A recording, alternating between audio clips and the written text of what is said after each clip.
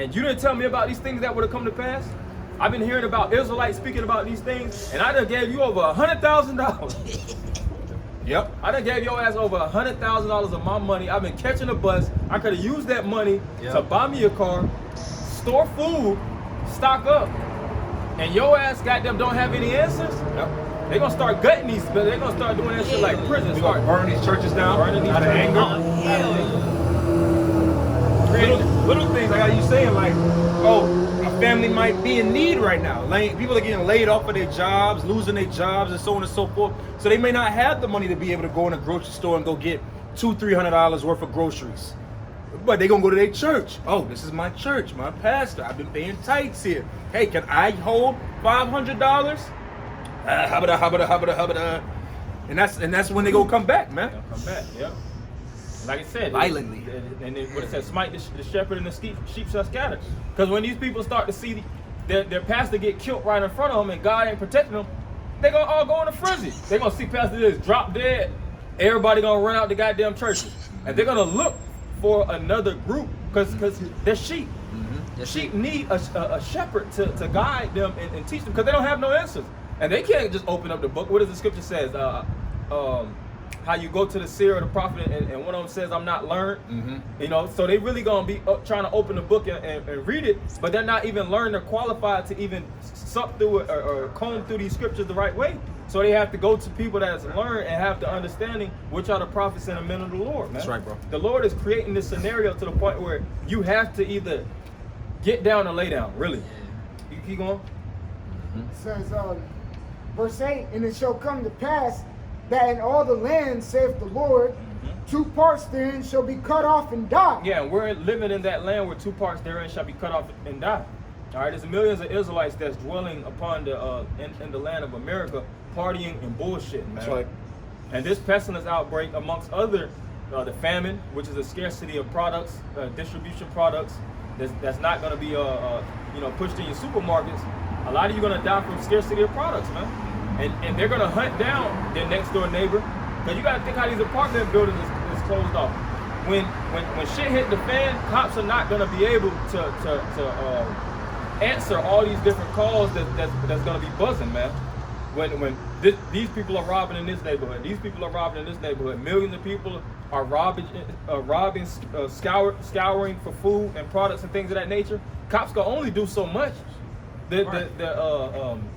The cop or the law enforcement unit is not that big. It's big, but compared to all the citizens, the 300 million, they don't have the capabilities of hunkering down on all these people, man. So what? They're gonna start waving a hand. They're gonna just start doing the things that's most critical. Yep. You know, I was reading an article where they were saying that truckers need help right now, man. These truckers unloading and unpacking. A lot of truckers have been laid off, and it was already a somewhat trucking crisis before this shit happened, man. Truckers have horrible turnover rates, man. So how much more when these type of events take place and you don't have people that's willing to go from one state to the next to distribute goods and things of that nature? That's why they did the hour changes on products, the store hour changes in your Walmarts, Targets, Krogers. Is because of the truckers. That's the reason why they did that, because they're telling you don't worry about the food supply, but that's why they close and Walmart's no longer 24 hours, man, because they can't allow you to have 24 hours of just taking shit off the aisles and shit. Hey, that's true, because I did go in a Kroger today, and it looked like the bread aisle was starting to be replenished because they're new hours. And it looked like you can just grab a loaf of bread. Yeah. Because when I went in there a week ago, it was gutted. Yeah. Now there's bread on the aisles. That's so it's like, no, I was gonna say that's why the next step is to bring the National Guard in and to ration it out to you in control, man. That's the next step. Yeah, because you're gonna have a big nigga right there in the self-checkout with a big ass gun in his hand, you know, making sure that you actually have which I actually went in the farmer's market and they had the cops posted up, man. They're gonna start doing that in all these different supermarkets, making sure the cops are posted up, make sure that you don't buy more than you're supposed to, take more than you're supposed to, try to slide out with your buggy and a case of water under your buggy for them when they're not to see. You know, Jake used to do that shit back in the day. Jake would have a case of water, and they forgot to check, and they'll slide out. Nah, you ain't doing none of that no more, man. That's right. You keep doing all that. I had a quick one if you don't mind. Okay, you got it. This is Isaiah 5:8, and it says, "Woe unto them that join house to house, that lay field to field, till there be no place." Yeah, these extremely congested households, man. You know, and a lot of these individuals know what you have in your house. You know, and they're gonna start rummaging through. The scriptures speak about how people are gonna be spoiled. Doors are gonna be kicked in, and we just spoke about these different gang units and people that already are pre-assimilated. See, right now, you know, either you already in a group, so you have a level of protection, or you're isolated, man. Yeah. Because really, most people just depend on their job. Their job is their family. Their job is their community. Their job is their government, so to speak. Right. That's what actually keeps them going. Their social living, they have work friends, husband, work wife, work family. But when the job should shut down and you by yourself, you can't get with the Crips. You know, you can't get with the different gangs like that overnight. They already have pre-assimilated bands. That's why when you watch movies like Warriors, or you watch movies like you know what's a good one? Containment. I mean, the gangs took over the containment. The gangs took over the containment, and they made it where people had to pay taxes. People had to actually, pay. And that's what the mob used to do back in the day too. People had to pay if they wanted to buy products to actually, shop on their strip. You know, and the cops ain't gonna lock up all these different gang members. It's the prisons are gonna be too goddamn full. And who's gonna be the ones that's gonna be actually monitoring and taking care of these prisoners and all these different things? A lot of these individuals that's in the prison don't even want to be there at this point, man. They just want to stay at home. So the unemployment is gonna be jumping and skyrocketing, and it's gonna be all these things are gonna lead to anarchy. Yes. You got some more on that? That was it on that. Oh, I'll finish Yeah, off. read that over now. Isaiah 5:8. And it says, "Woe unto them that join house to house." Yeah, destruction unto them that live house to house. These different high-rise buildings, these apartment complexes, where everybody is just is crammed in one area. If you don't have something, the first thing you're gonna do is look at the person next door or downstairs. There's a video floating around where a guy's house got broken into already for toilet paper. And they're gonna be stealing things. They don't want no goddamn TVs. They're gonna be stealing television, TVs. They're not gonna be stealing games and all this. Xbox 360, the new Xbox that's gonna come out. The PS, what is it? PS5. Yeah, PS5. They don't get to come out. They going straight for your. They're gonna take the whole fridge, man. It might be a nigga carrying your whole fridge on their back, man. You know? They're gonna take tradable items. Hell, and even rape is gonna be at an all-time high. A lot of people are gonna get to that point. They see a fine-ass woman there, and the cops ain't come. The cops gonna take 5 hours to get there. Man, shit, I got 5 hours. And I know where she stay. Hell yeah. You Instagram thotties are through, man. Or you online fan page are through, man. They're not gonna be able to just hide in the house. They hungry as hell, so they're gonna have to get out there. And what's gonna happen? Women gonna start wearing trash bags, man. Cause you walking down the street with that thing on your back. Jake is gonna get in that real ravenous wolf, carnivore type of spirit, man. You seen that in the book of Eli. You remember when Eli was I think he was at the top of the hill, and he seen a woman getting gang raped. Yeah. And he was a man of the Lord in that movie. Yeah, he was. You know? He was. But what he said, stay on the path, stay on the path. And it switched to the scene. It didn't give her no type of comfort. It didn't show like, all right, at the end of the day, she got away.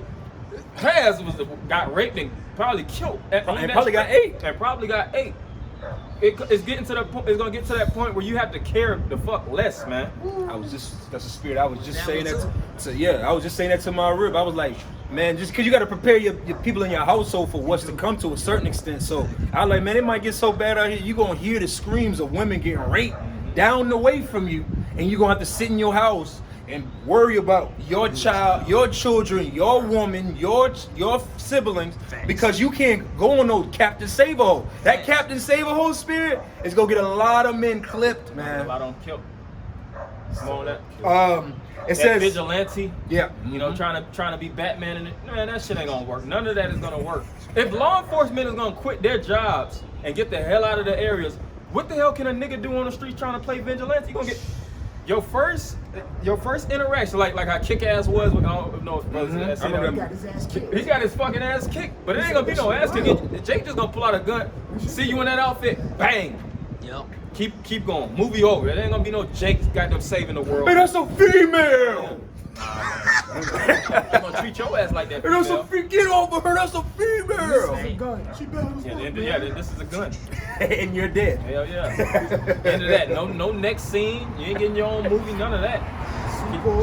No sequel. No nothing. Like damn, that movie ended quick. Shit. It's gonna get like that, man. It is. Hell yeah. It says till there be no place that they may be placed alone in the midst of the earth. Yeah, that's it right there, man. So your residential areas or your communities, see a lot of people they glory in the place in the fact that they have gated communities. Mm-hmm. You know, I live in a gated community. You know, I live in a area where most people are not able to get inside or get out. You know, I have high security. Right. Those security measures might be for your downfall, man. Mm-hmm. You see? And a lot of these people are gonna turn savage, even though you might stay in an apartment where you're paying $2,500 a month and things of that nature. When shit hits the fan, people turn crazy, man. It don't matter if you was a regular civilian. When you start to see people dying left and right around you, and all kind of crazy events start to take place, that shit is gonna turn so many people psycho, man. Mm-hmm. After these shock waves start to hit, it's only a few people that's gonna actually retain their sanity. Retain their grips, and that's gonna be the ones that were already preparing. That's right. You know, the ones that already had their minds wrapped around what's gonna go on. Man, dude, if I may, you know, as a guy I watch on YouTube, you brothers may know Richie from Boston, and he's one of them guys. He's serious. He be following all this stuff. He's a conspiracy theorist, truther, Right. and he's been preparing his whole life. This man been on the road driving because he's afraid that they're gonna get him on one of the lists. So he's been on the move. He's already living off the land, living in the mountains. What's his name hiking. again? Richie from Boston. And when this shit went down the other week, he's already in the spirit of like, I can't believe it. He was already taken back. So when I was watching, I'm like, damn, a guy that's been preparing, been looking forward to all of this. What is he gonna do when that shit happens? What is he gonna do? When you got men, like you said, that's been preparing for this moment for the last 10, 15, 20 years from a truther state. They never trusted their government. You people, you're not gonna be able to hit a switch and be like, all right, I'm ready for anarchy. I'm ready for martial law. I'm ready for a famine. I'm ready for destruction and death and killing on a high level. I'm ready for it. No, it don't happen like that. Mm-hmm. Yeah, and it was one Jake, you know, because that's what's the talk of the town right now is coronavirus, and if this shit hits the fan. And if Jake was on my job, he was just basically speaking up, because you know how my job is, you be right in front of a person. Mm-hmm. So you might be talking for hours about something. You got to work with somebody for 8 hours or something like that. And it's like, all right, this is what's current. But he was like, man, I don't know if I'm ready for this, man. He's like, I ain't never shot anybody or killed anybody and anything like that. He was like, I don't know if my mind is ready to do things like that. You know, I'm just agreeing with him and things of that nature. But I'm like, nah, you ain't finna make it. If you ain't in that time where it's like I'm making critical decisions, you got to be in robot mode, man. You got to be like a straight Terminator. Like if it comes to the point I gotta kill this individual to survive, I'm killing him. Period. Yeah. It ain't no questions about it. Ain't no emotions. It ain't no regrets. You know, you're gonna have a lot of Jakes that's gonna kill them. They cry. Turn the gun to themselves. I wanna kill him. Man, that's what- the hell with this. Yeah, turn the gun to yourself after. That's why a lot of brothers talk about get your feelings out of this. Mm-hmm. You know what I'm saying? Yeah. Don't let your feelings Love- take place. love not the world. And when the scriptures, the scriptures tell you, hey, let your yea be yea and your nay be nay. Yea, you gotta kill this dude, or yea, keep it moving, or nay, keep it moving. You know what I'm saying? It's no hesitations. It's no deliberating. It's you make your move at that very moment. And if you don't make your move, that can cost you something. It can cost you your life, or the blood can be put on your head because you cost several others their life. Right. Because you didn't make the move when the Spirit told you to make the move. Hey, I'm gonna be. If the brother read it in Jeremiah 16, just earlier before he got stepped down. Look, turning into hunters, you make a move. You go out hunting and you see a nice, deer or whatever, or venison ready. You make a sudden movement because you didn't know you should shoot at the very moment. it's Not that thing gone, and that's your dinner. Yeah. You don't lost it. And you know how it is when you kill a deer or something. That feeds the whole family, man. It's over. If you miss a kill, if you miss a shot, You done for the day. Look at like cheetahs in the wild. They have a low, Extremely low kill success rate. kill success rate. If they don't make these kids